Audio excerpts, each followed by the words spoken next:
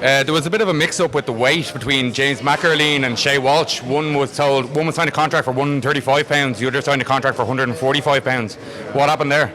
Well, I think that there was a weight issue of somebody making weight, so I think that they found out at a catch weight. But I guess the weight didn't really mean much today. I mean, I don't think it was her night, so the girl was tough, man.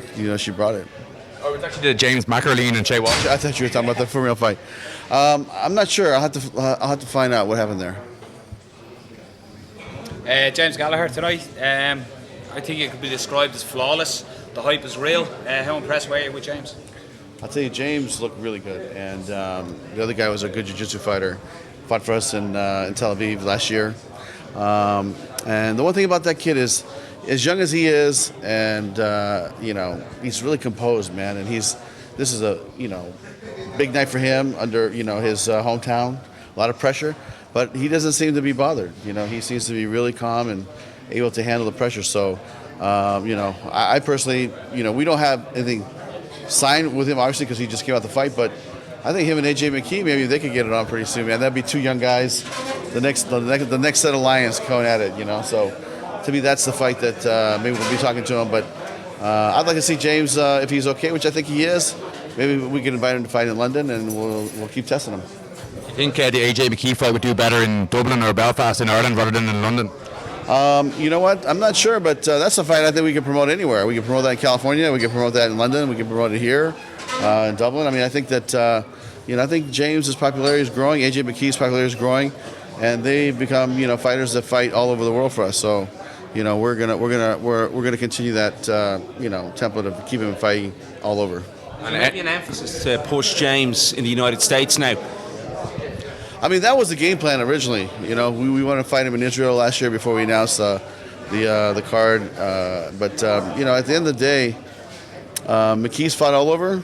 James will fight all over, and maybe we'll put this fight together in London. Any progress with a TV deal or an online deal for Ireland? Yeah, you know what? That's a good question. I mean, I know that you're able to watch these fights on our app. Pretty quick after the fights are over. So if you go to Bellator.com, download, or just go to the app and just download Bellator.com. I mean the Bellator app. You'll be able to watch the fights tonight. I think probably tomorrow.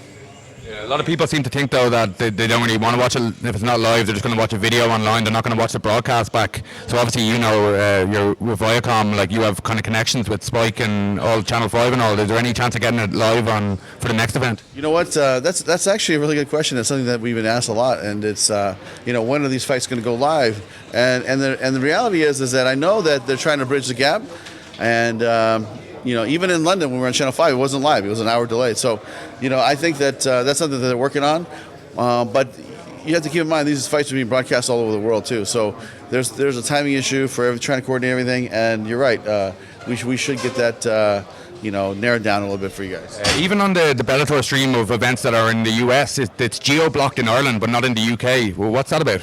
I don't know. I'm not sure. Is there any chance of getting that sorted out for the next time? Yeah. You know what? I'm not sure why that would happen, but we'll definitely look into it for you. Any updates on Fedor and Matt Mitrione? Yes, we'll have something to announce, hopefully by the end of the week. But we will be putting those guys back into the cage in sometime in May. It'll probably be early June is what we're looking at. Is there any thought of putting Chris Fields and Lee McGeary fight back together? Yeah, definitely. But Liam is going to fight Linton Vassell in London on May 19th. So after that fight, maybe we'll put that fight together. If the AJ and James fight does get made in London, is there danger with MVP fighting with Rory and Paul Daly, and then of course Linton and Lee McGeary? Is there a danger that the James AJ fight would get lost somewhere in that mix of studded cast? You know what? I'll tell you. That is a stacked card. From top to bottom. I mean, Rory McDonald was one of the guys that we wanted to sign last year, which we were successful in signing. And the first fight I thought about putting him in was against Paul Daly because those style mix fights, and I think that's going to be an amazing fight. And so I think that's to me that's the main event. And then who would be the second main event? I mean, it's going to be MVP, and then I think Lyndon Vassell and Lee McGarry will have a good shot at being right in there. But yeah, I mean, to me, it's like you get a fight like that, it's going to probably be one of the first fights of the night, and it could. But I don't think a fight where it sits can get lost. This is a performance that creates whether it gets lost or not. If Liam does beat Linton, does that put him in line then for a shot at Phil Davis to try and regain his light heavyweight crown? I think that it definitely puts him right in there. It puts both those guys back in there. And there's no